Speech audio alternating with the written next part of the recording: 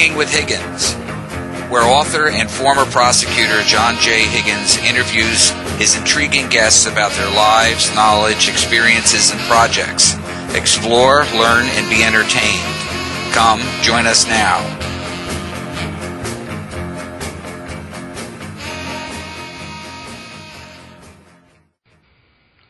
Good evening, and welcome to Hanging with Higgins. I'm your host, John J. Higgins. Tonight, I have an international best-selling, award-winning, and prolific author, MaryTing, who also writes under the pseudonym of M.Clarke. She has written 12 books so far in all. MClarke, which is a Reader's Favorite Gold Medal Award winner romance in 2014. She's written some young adult books, which also won a Reader's Favorite Gold Award in 2012. They are the Crossroads Saga, with 4 books and a novella. And she's also written a paranormal romance entitled From Gods, From Deities. Her website is located at authormaryting.com. That is spelled author with MaryTing.com. Welcome, Mary. How are you today? Hi, John. Thank you for having me. I'm excited to be here. That's great. It's my pleasure. Why don't you tell us a little bit about yourself? That's a lot to tell. It's okay. I'll make it short and to the point. Well, I'm married with 2 children, and I have 2 dogs named Mocha and Mochi. And, okay.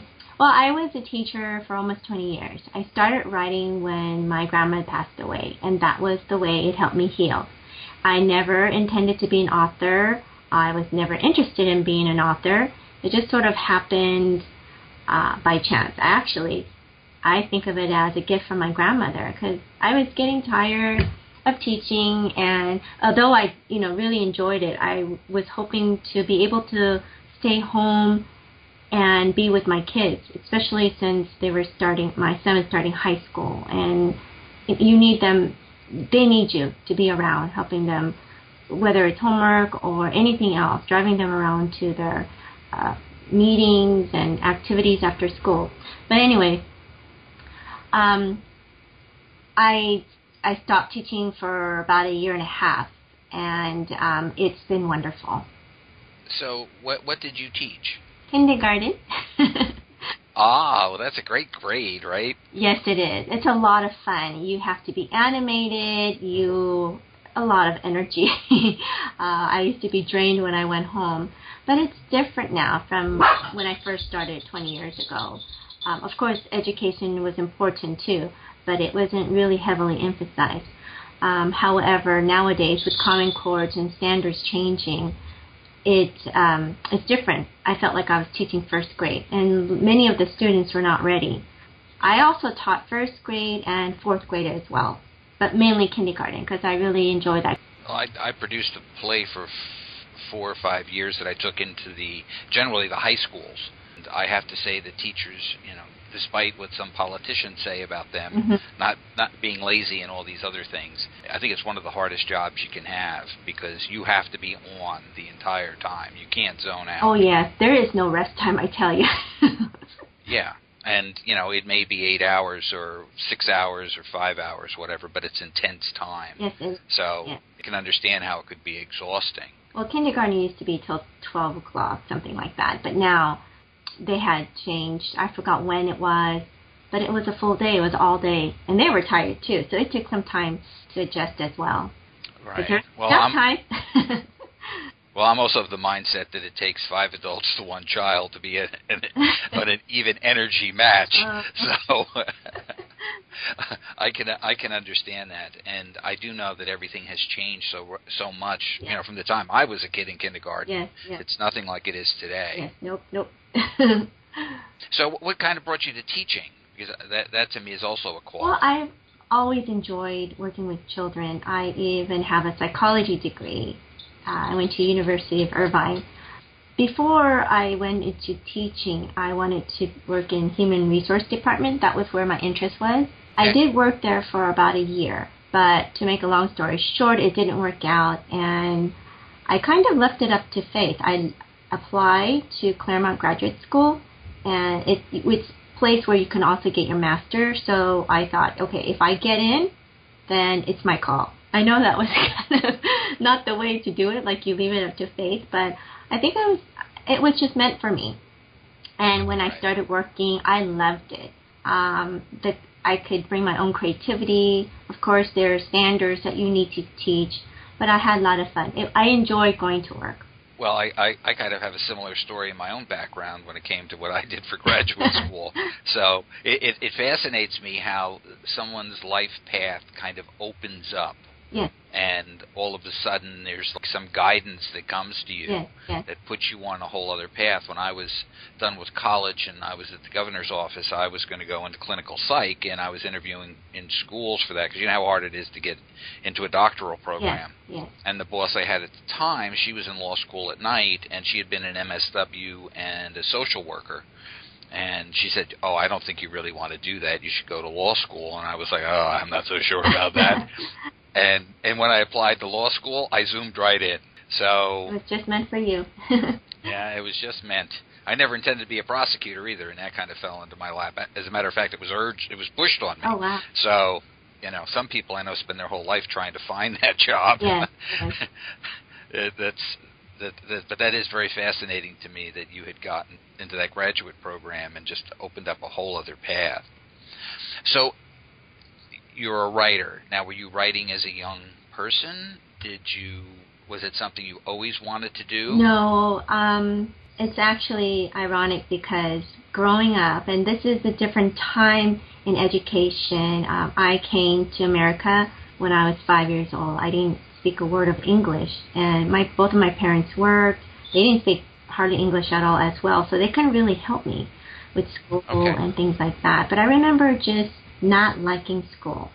It took me, they don't have the programs that they did back then.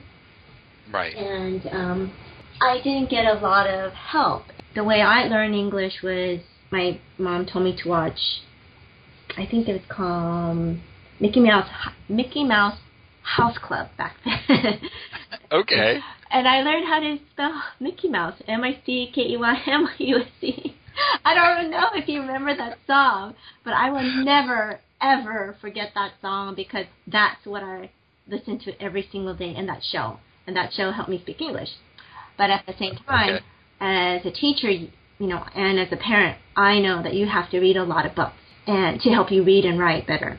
But I struggled. Math came easy to me. Everything else came easy to me but English. But I overcame that, and I didn't. But still, I could think about that, how many books did I read compared to how many books my kids read in elementary school. It'll be ratio to 1 to 10. That's how little I read. And I had no idea about authors and anything like that. Not until I became a teacher did I have a love for books. And when I started reading again, it kind of all fell into place at the right time. Having my grandmother passed away, finishing up Twilight books, which is a whole different story. But all these combinations led me to where I am today. Well, I've always thought that English is probably one of the hardest languages to learn because for every rule we have, we've got like 15 exemptions. Yes. I mean, it'd be fine if they just stuck to the rule. Yes. But they're always changing. Oh, well, that it is. But, I've studied, I guess in my lifetime, I had Polish, German, and Spanish. And they seem to stick to their rules a lot more than what English did. So, the school didn't provide you with a tutor or anything? I mean, that sounds terrible. I remember this teacher. Her name is Mrs. Underwood. And I remember she pulled me out. I think it was a special program for English learners. It takes time. The curriculum was different back then, of course, but they didn't have what we had today, the resources and things like that. Right. So, there's no child left behind, but back then was sink or swim. Right. Well, I went to a Polish Catholic school. Nobody in my family spoke Polish, and I had to take Polish. Oh, wow. I really, I floundered in that myself. They had to get me a tutor at some point because, couldn't speak about it at home. Yes. They had no idea. Yes. But the good thing, I think, is when you have to learn another language young, Yes.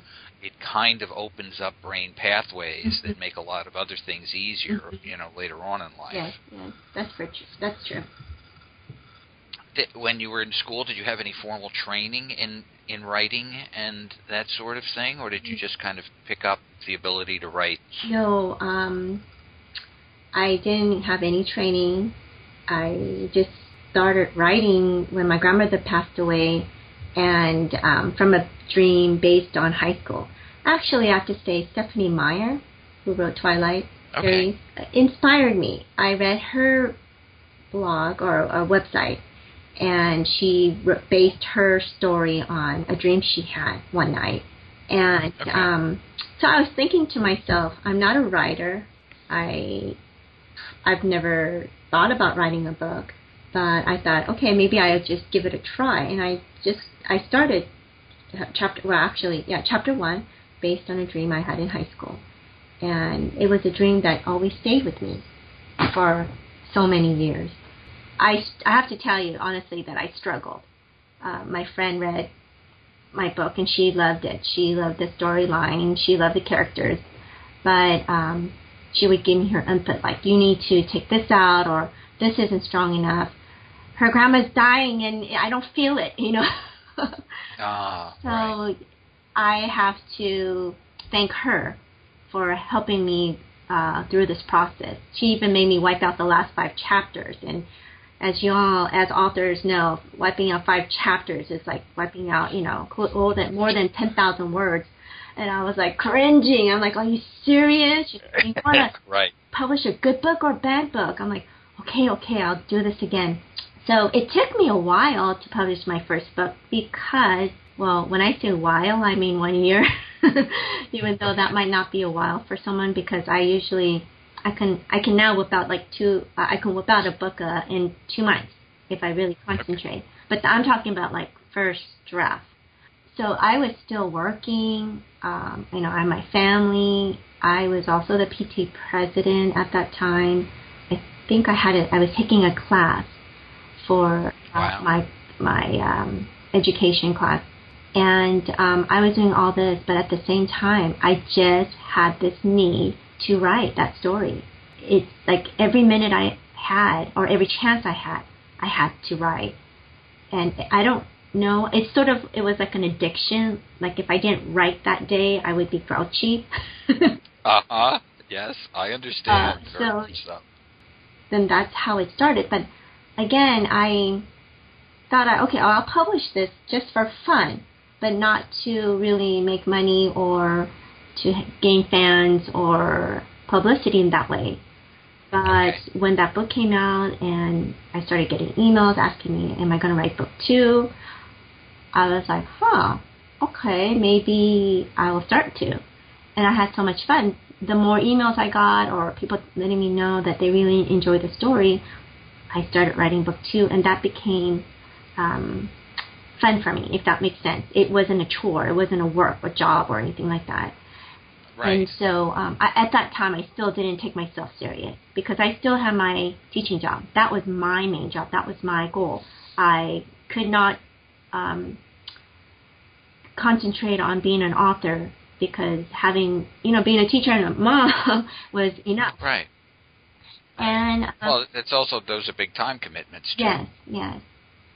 And then after I finished, actually I wrote book 3, and then I started writing, using my pseudonym, writing Something Great series, which is more of an adult book.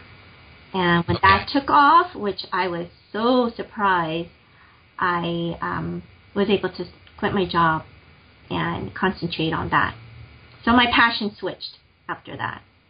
Yeah. Right. I started writing my other YA series.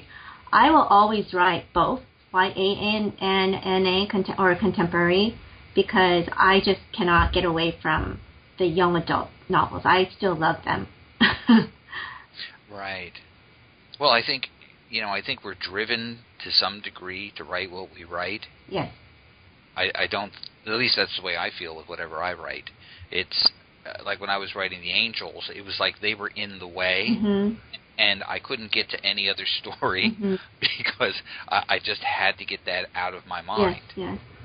And so now, after I have some of that in process, I think I'm on finished book 4. That I can now move on to some other things because they can linger for a little while. Yes. I understand. So they can rumble in the background. Yes. But and I think that most authors I talk to also have that same kind of feeling that they have to write. And if they're not doing that, they feel like they're slouching or not getting done what they need to get done. Yes. But I think there's another level to it all, because I know when I write, it's almost like I go into a meditative state. Yes. It's therapeutic. Yes, it like occupies the entire mind. Yes. Well, and time disappears. I have to share a very embarrassing story. I missed my plane because I was typing. I was writing my story. I kid you not. I was right in front of the gate. I was there an hour earlier at LAX because, traffic is really bad and I didn't want to miss the plane because of traffic. Right. I popped up my computer. I was writing my book 3 from the Descendant Prophecy series, from God series. And I was writing that chapter where she is about to go get to Hades. And I was so in the moment that when I looked up, the door was closed. And I was thinking to myself, wait, it only seemed like it was 5 minutes. Right. But it had been like more than 30 minutes. Yes. And I needed to get to a panel. Yes. And thank goodness it wasn't like 5-hour flight. It was to Arizona, so it wasn't too bad. But still, I panicked because I never missed a plane before. I didn't know what to do. I was running around in the airport with my luggage, my little carry-on bag, and asking, what do I do? What do I do? Just get me on the plane. I'll lay down if I have to. Just I don't need a seat. I could stand. Anything that they could do to get me on the plane. Well, right. I was very lucky. I was on the waiting list to get on the next flight. But I have to tell you, that 5 minutes was a torture, just waiting to see if, because there are people who missed their flights too. But it wasn't for the same reason mine was.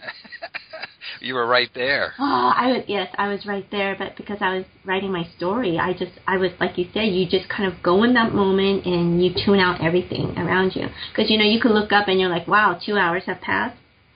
Yes. So that's what happened to me.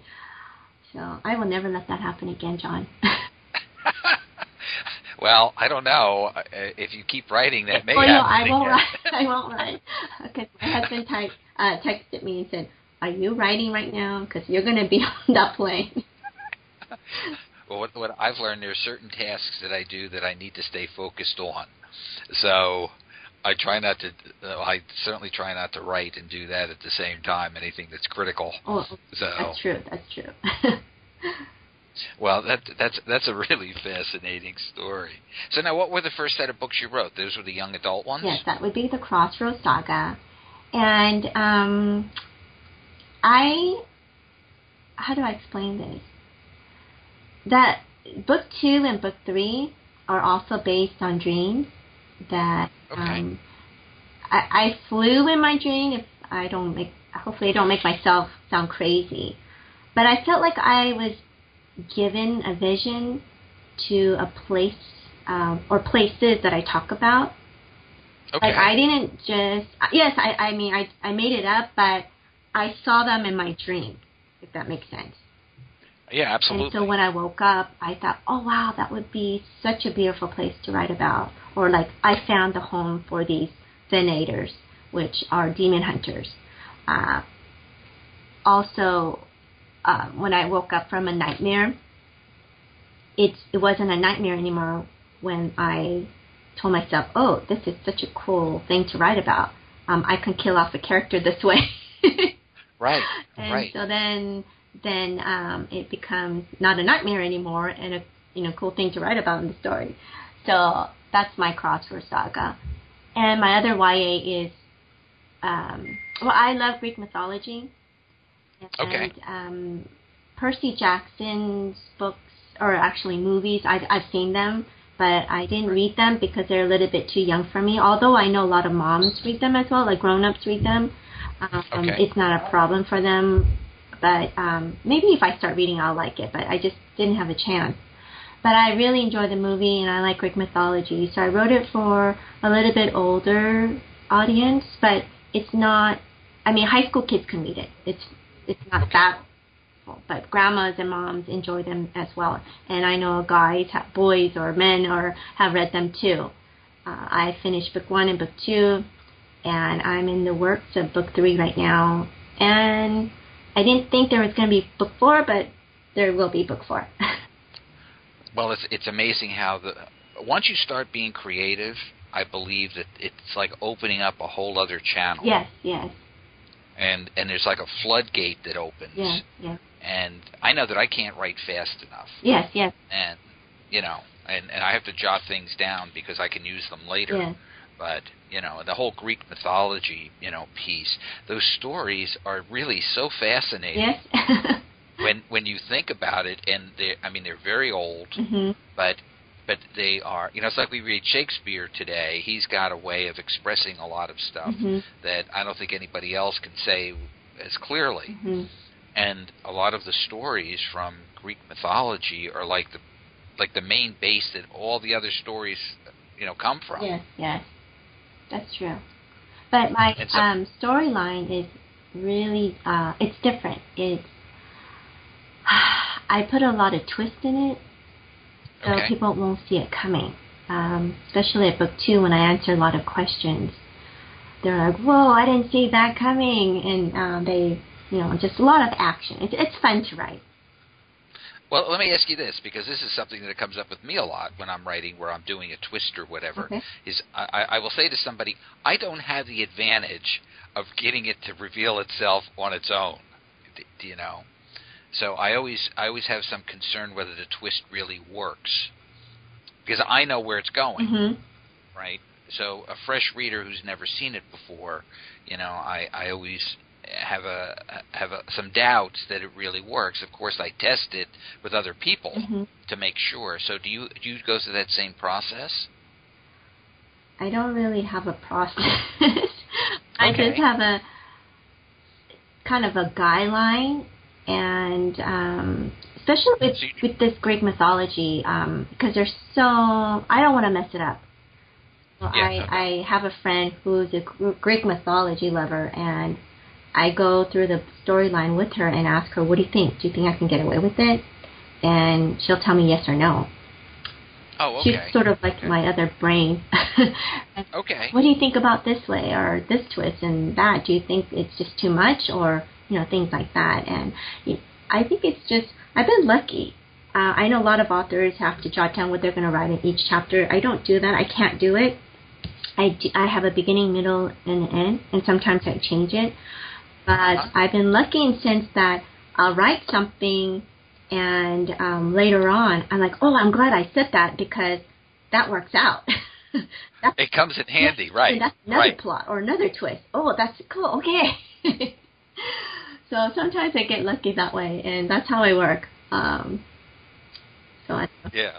sometimes I think I'm along for the ride as well. Yeah. Like my Angel series has 9 books in it. Wow. I can tell you where each book ends. Okay. But I don't necessarily can tell you where the beginning or the middle is on the later ones, because I don't think all the building blocks are in place yet. But the building blocks do come. Yes. And I figured out book 9 even after book 1 from stuff I put in there. And it's like amazing to me how to me it's the awesomeness of the human mind that it's able to do that sort of thing. I agree with you. Okay. And then I see it's good that you have a friend that you can kind of bounce it off of, because I know that writing is I don't want to say it's an isolating experience, because I don't think it's isolating so much, but it is kind of a solitary task. It is, yes. And it's good to have somebody who's up to speed with where you are in the writing. That's sometimes where I have a problem, too, is that when you're so far along in a story that nobody else knows, by the time you explain the background, you're tired of it yourself. I know what you mean. But it's really nice to have a network of author friends that you can talk to. I mean, not necessary to read each other's book, but of course I do read their books when I get a chance. But the fact that they can talk through this process with you if you need help, or just to brainstorm, I think it's very important. Yeah, well, I've only gone to one writers' conference. I went to this one in Maryland in the fall, and I was kind of avoiding them because I had a fear that I was going to be sitting among all the English professors. Oh, wow.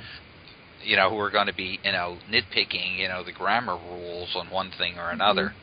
And I found that, there other authors, we talk about basically the same kind of thing, struggle with the same kinds of things. And we're all kind of helpful to one another, which is really, it's like being in a club. Yes. Which is really, really nice. Now, you said that Stephanie Meyer was an inspiration for you. Was there anyone else that kind of inspired you? Because you've written, obviously, a wide range of books. Well, I want to say that she did inspire me to get started because she wrote her book based on her dream.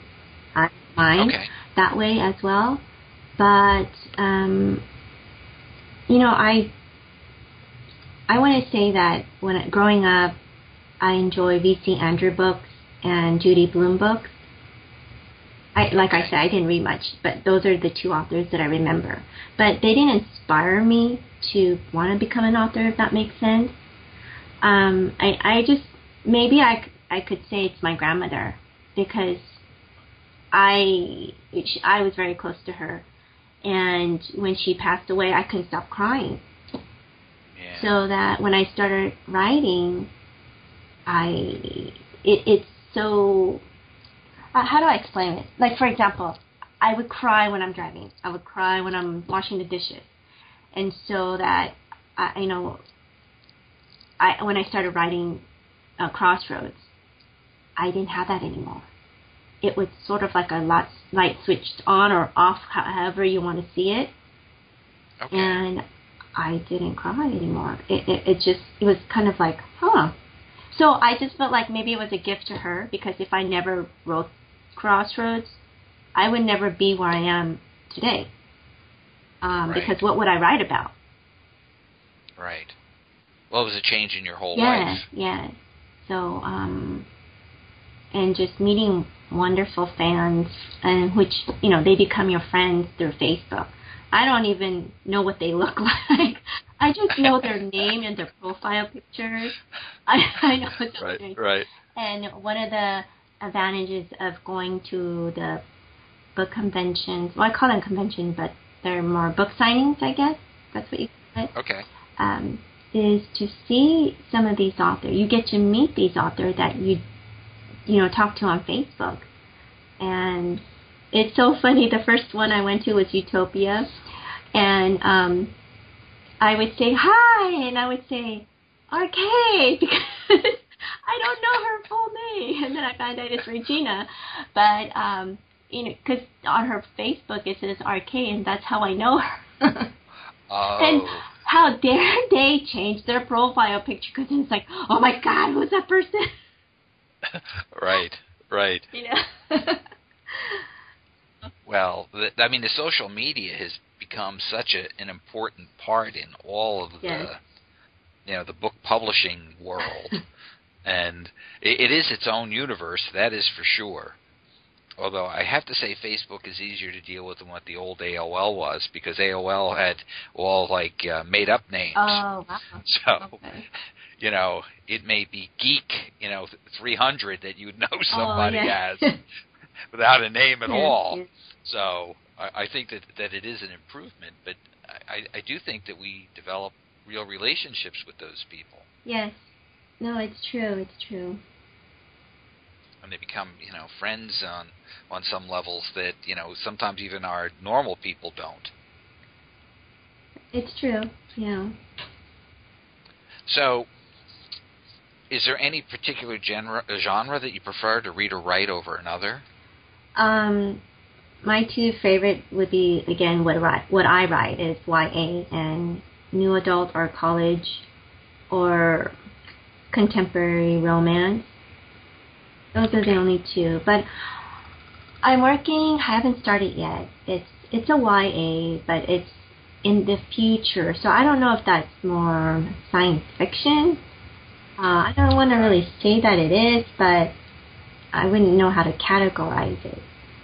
But I just like to write YA that has a lot of romance and action included in there. So I don't know. Well, maybe you can enlighten me a little bit too, because I've never been clear what the difference between YA and new adult are. Okay. Well, what I was told was the age range, but sometimes other authors, like for example, okay, YA is young adult, meaning books that are more geared towards, they don't have really steamy parts to it, if that makes sense, and these characters are maybe high school characters. Right. And I think even young adults have, like, for upper young adults, or for, you can be I don't know if they say the word lower, or if it's an upper young adult, the parts might be a little bit steamier, so you might want to be closer to 18 to read it. Okay. And for new adults, these characters would be at least college level and 20, maybe around the early 20s. But from God's, she just graduated from college, and I didn't know how to label this book because there is no steamy parts written in it, and I wanted it to be where high school kids could read it as well. Nowadays, they read books that I wouldn't have been able to read when I was young, and so it's different. But so I labeled it YA because I wanted, even though they just graduated from college, these characters, there's no steamy parts where I just felt like YA high school kids or people who read YA books could read from God series, if that makes sense. Yeah, no, very much so. I mean, that's kind of my problem because, somebody between 16 and 22, yeah. I mean, quite often they can be really on the same level. Yeah. Some kids at 16 are really, really mature, and some at 22 are not so mature. Yes, I agree with you. Yeah. And a lot of these distinctions that they have from one genre to another, that doesn't really seem very clear to me many times. And I know that when you try to, when you're on Amazon and you've got to pick which genre something is in, it's kind of difficult because I know with what I write, it crosses many. Oh, sorry, my volume's going. That's okay. We actually have one phone that's not wireless. My husband, he just thought that just in case, if there was ever emergency, all of our phones are wireless, but if something were happen to some kind of connection where you couldn't use a wireless, the landline would work.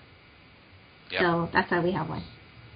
I still have a landline. I believe in them because when all the power is out or the cell towers go out from a hurricane out here in New Jersey, they have no cell. They have no cell usage at all. So the hardwired works. But that's not always true. If the telephone pole goes down, it can go out as well. You can never be prepared, to the nth degree. As a pilot, we always believe in redundant systems. So if one system goes out, you should have another one to fall back upon. But sometimes you don't have a third or fourth level of redundancy. Yeah, that's it. So I know that you've also mentioned in your website that you have an interest in literacy and these anti-bullying programs. Yes, I don't. Could you tell us something about that? I don't heavily promote my children's chapter book, but I do have one. Well, as a teacher, it was a dream come true to be able to write a children's chapter book. And the first one that I wrote, I Of course I got the parents' permission, but if you look inside it, you'll see children's drawing. And could you go back just one Sure. step? What is a children's chapter book? That is, I guess they're considered chapter books. Like you'll see chapter 1, chapter 2, they'll be in there. Okay. And usually grades 2nd or maybe even 1st sometimes. There are books out there that has chapter written on it. Like this might have 10 chapters in that book. Is it one continuous story? Yes, or is it's it a one continuous. Okay. So think of an adult book, but really condensed into small and just, the whole story could be told in 6 chapters, something like that. Yeah. Okay. So, and I self-published that book, and I had my students from my school, and we had a contest. It was really neat, and they got to see their drawing. The winners got to see their drawing inside my book, and winners received a book for free, and it was a big thing. It was really fun for them too as well, and hopefully it inspired them to be a better writer, want to read more books, and also become authors.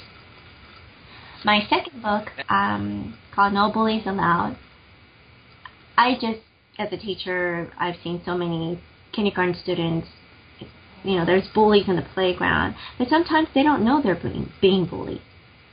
And, and another flip side is, you see your, some of these books you read about are the bully or the person who's being bullied. You get to know their point of view.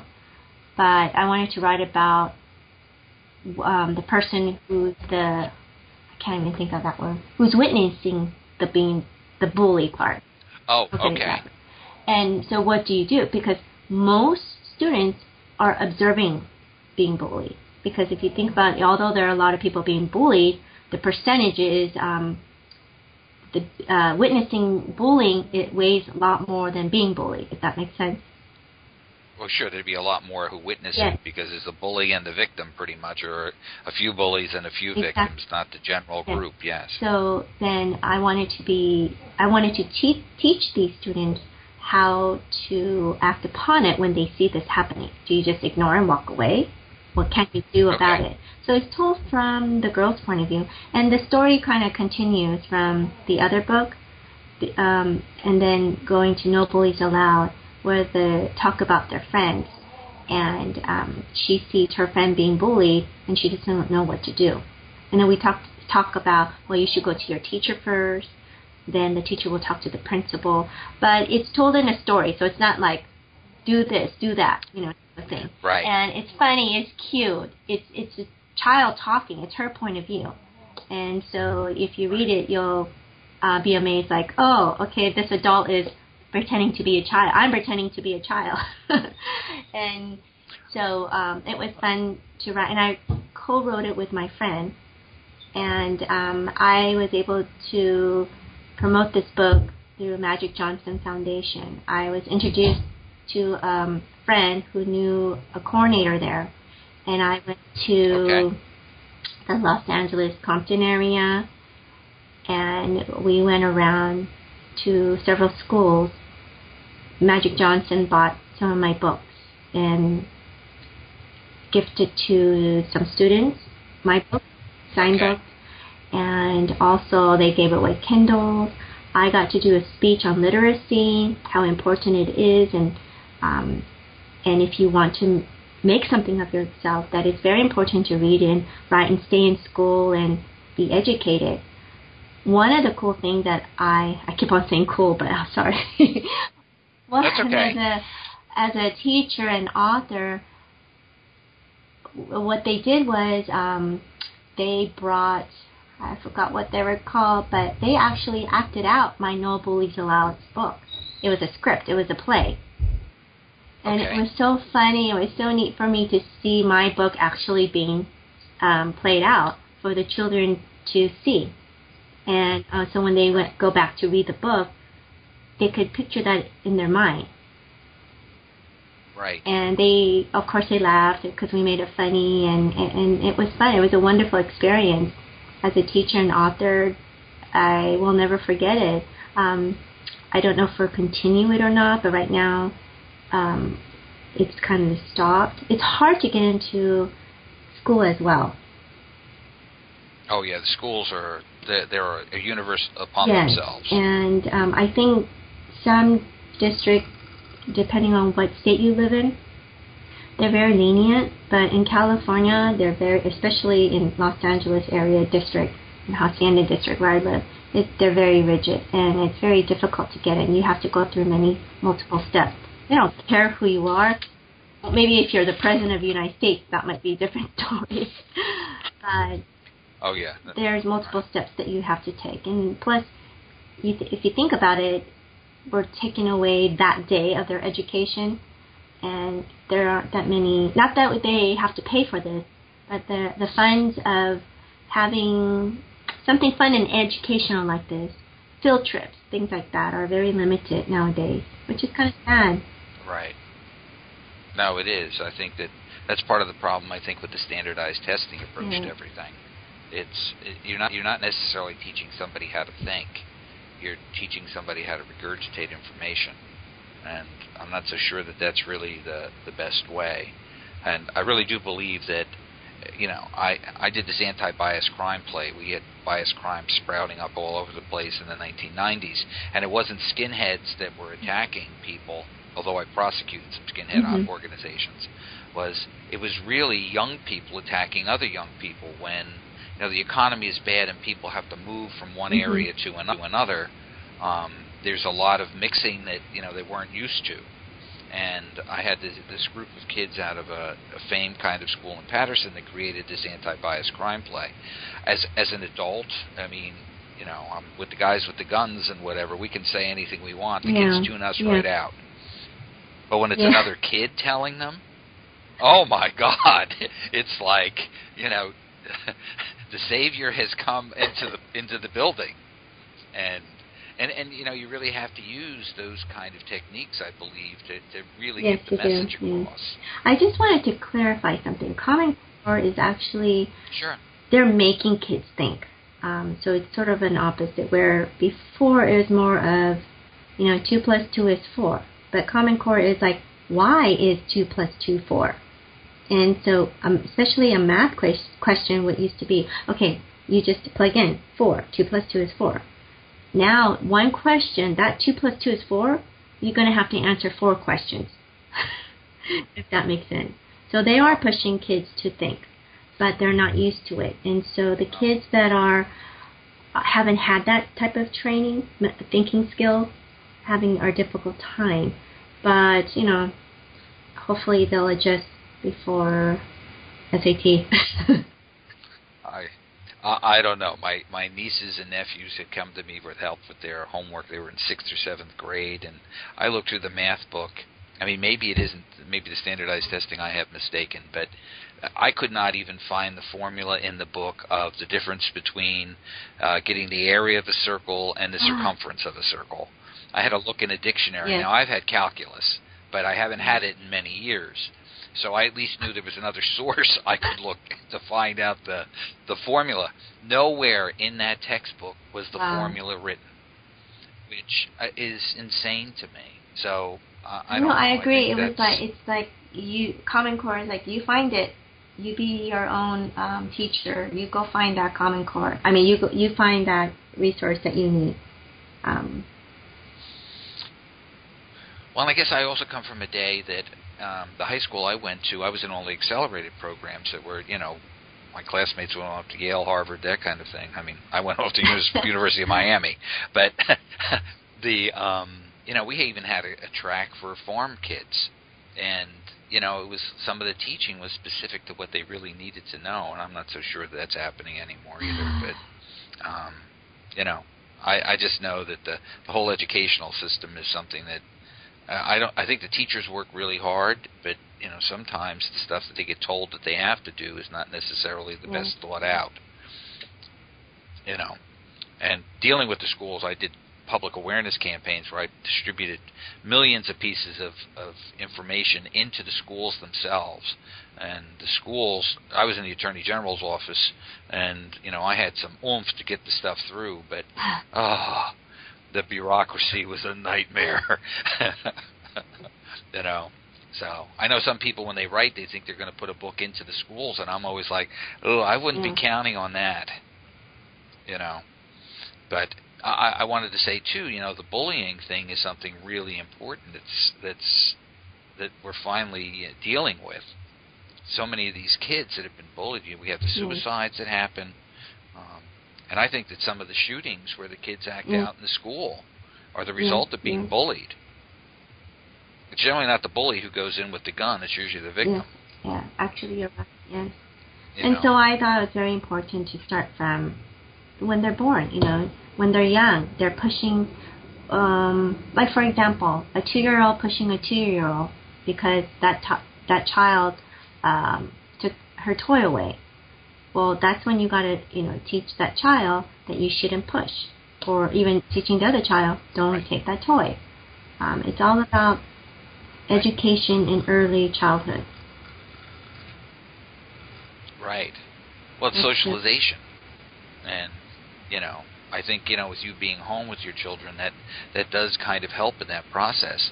I know that, we have so many families where both parents are working that the kids are basically left alone at home. And, that's not always the best scenario. And it's important to ask your child what they did, who they play with.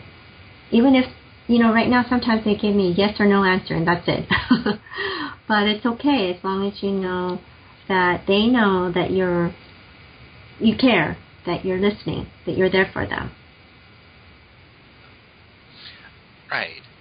Well, I also think, probably from your background in psychology too, it's that, I don't know how humans basically get through adolescence, to be honest with you, between the hormones and the identity changes and all the things, particularly today, all the stimuli that are coming at people all the time. It's a lot of stuff to deal with, but trying to get to that process of integrating all of that information is difficult at best. And often, when we're adolescent, we don't think that the adults know anything. We all know so much better, and in my day we were rebellious, but we were very conformists among ourselves in terms of being rebellious. So all had to wear the same outfits or the same kind of clothes, all believed the same kind of thing, all had our own distinct version of the language, and, it wasn't necessarily the best. It was the blind leading the blind in many ways. So now, I know that today actually you had another book released, right? My Something Great series, which consists of Something Great, Something Wonderful, Something Forever, and a spinoff. I never intended to even write a spinoff. Sometimes you go to places or you see something or you hear music and it just triggers that moment. I went to Kauai this past summer with my family, and I just fell in love with that island. And then I started thinking about these two characters that were sort of mentioned, well, one character that was mentioned in the story, and I started plotting, thinking about it, and I thought, well, I think I have a story. And then I started typing, and it's much easier when you type from something that you know or that experience. So I right away, she's going to Kauai after she broke up with her boyfriend to figure out what she wants. And that's where my story takes place, and the story somehow formed itself, and now it's being published. Well, that's very cool. It's amazing how I know I always have the saying that I am never bored, and I hope I'm never boring, because wherever I go, that's what starts to happen for me as well. Is that this would be a great place to put the scene, Or you watch a couple of people and how they're reacting with one Yes. another and going, ooh, I could use that. Or my friends we'll be having lunch, and my friend will tell me about something that happened to somebody else, and they're like, Mary, you should write that into a story. Or even like how I missed my airplane, or how I missed my flight. Right. They're like, you should write that into a storyline. Well, that's true. We can be very efficient Yes. with nothing being wasted. Well, Right. I think of it as I missed that flight for a reason. It's meant to be in a story. Yes. Well, I kind of live my life like that. I always think that everything falls into place when it's supposed to.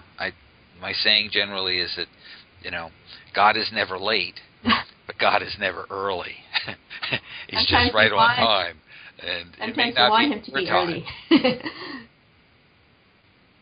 All the time I want him to be early. Well, it's so true, because I don't think I could have been an author maybe 5 years ago. Maybe I was an author for 4 years. I can't remember. But even 6 or 7 years ago, I wasn't ready.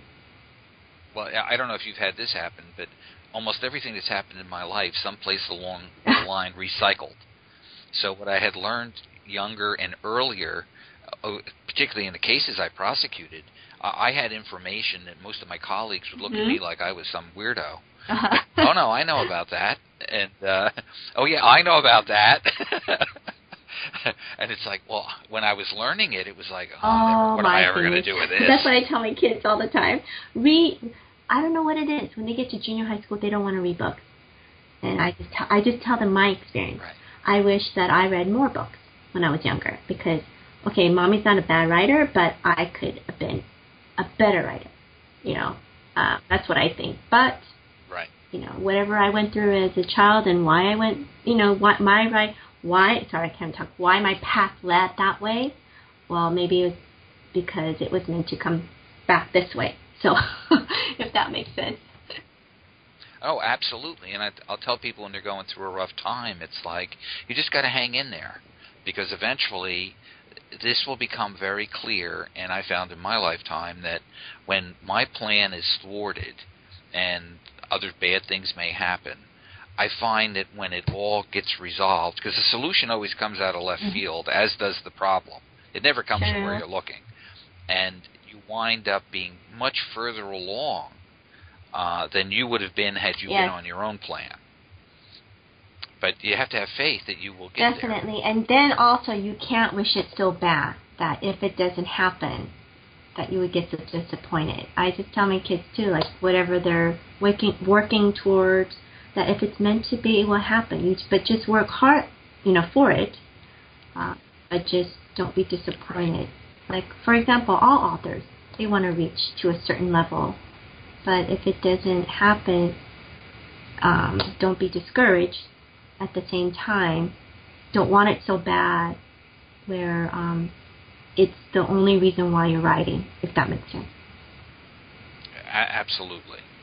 If you put too much weight on anything, you may not be paying attention to the other door that's opening and telling you really need to be going over there, but because you're pounding on the blocked door. It's like that's why I like people like Eckhart Tolle, who talks about the power of now. If you stay focused on what's going on around you, you have other options. When you said pounding on that door, that reminded me of me pounding on my flight door. Open the door! Well, you still got where you needed to be, you're right? So right. and you got a really neat story out of the deal. I'll have a good laugh at it. Right. So, if I were you, I'd be using that in my opening when I'd be giving a speech somewhere. Hi, my name is MaryTing, and I missed a flight because I was typing, and I was an hour early. I was not. So right now I'll try to pay attention to you. So I want to cover a little bit of social media. So, because you've been writing for, I guess social media was really coming up while you were doing all of this. So what's been your experience? How is it somewhat different today? Facebook is definitely different. I don't want to put it down. I don't want to say not to do it, But from your author page, or the like page, what I call it, you don't get a lot of feedback as much as it used to be like 4 years ago. No, take that back. Was it 3 or 4 years ago? I started, I forgot to tell you that I used to make Twilight jewelry. My friends and I call my PTA moms, I got them, hooked them Twilight. This is before I started writing. And we were making Twilight jewelry. And one of my friends is very good with websites, so she created Inspired by Twilight. I also do jewelries on the side for fun. And so I taught a friend of mine, and we both, we got together, we made Twilight jewelry. And we sold them online. But, my friend who made the website, she's also good with networking, and that's what she used to do. So she got in touch with Twilight Mom, Team Twilight, so she made her connection that way. I never spoke to anybody in that department. I was the maker. I made jewelry, and that, I had fun. I didn't want to do the other side, the social media side. And to make a long story short, we had to stop making them because it was not allowed. And right. Yes, I think you have some kind of infringement problem. So because of our connection, when my Crossroads came out, I was able to do a giveaway on Team Twilight, Twilight Mom, and I was able to reach to a faster audience that way compared to maybe other people who just started off just at the same time I did, if that makes sense. So I had a big jump, yes, it does. and so a lot of the Twilight fans are on my page, and they knew that I was the jewelry maker, and some of them loved the story, some of them didn't. They prefer vampires over angels or whatever the reason. And then I started, doing not so much marketing, but just enough to where I was so surprised how it took off that I'm a social person. I might not be social at first. I don't really reach out, but once you get to know me, I'm the hugger. I'm the one that, You warm and up. So I enjoy talking to everybody, meeting people all over the world. That was just so much fun. And we would just talk on Facebook. And I would do giveaways, make my own jewelry with my book, and get to know people that way. But it's different now. Oh, very cool. It's just, I guess, people that used to follow me or are still following me. They're still reading my books, even not angel books. But, life gets in the way too. And also, it's Facebook shows different things now. They don't, you have to pay to have your post seen. To be seen. And you might get a reach of 1,000 people, but are they really seeing that post? Right. No, I think that's become a problem with Facebook, is that, the advertising piece has gotten in the way of the social media piece, where people really don't see your posts and whatever. Well, we're almost out of time, Mary, so I'd like for you to just go through some of your website information for everybody. Well, I have a Facebook page, which is facebook.com, author MaryTing /M.Clarke.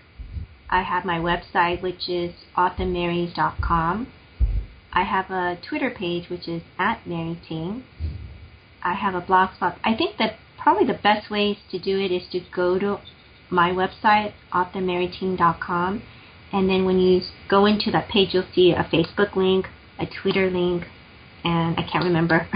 I don't really go to my website that much, but I am in the process, probably within a month or so, that I'm revamping my website. So it might look different compared to the way it is right now. But at least if you go there, you can easily access my site. And you could also email me through there. But you can email me directly, just authormaryting@outlook.com. Great, Mary. So just hold on. I'll be right back with you. For those listening, I want to say thanks to our-truth.com for broadcasting this show. You can find more information about me and my book series, The Archangel Jeremiel and the War to Conquer Heaven, at www.john-j-higgins.com, and the website for this radio show is www.hangingwithhiggins.com. And with that, I wish you a good night.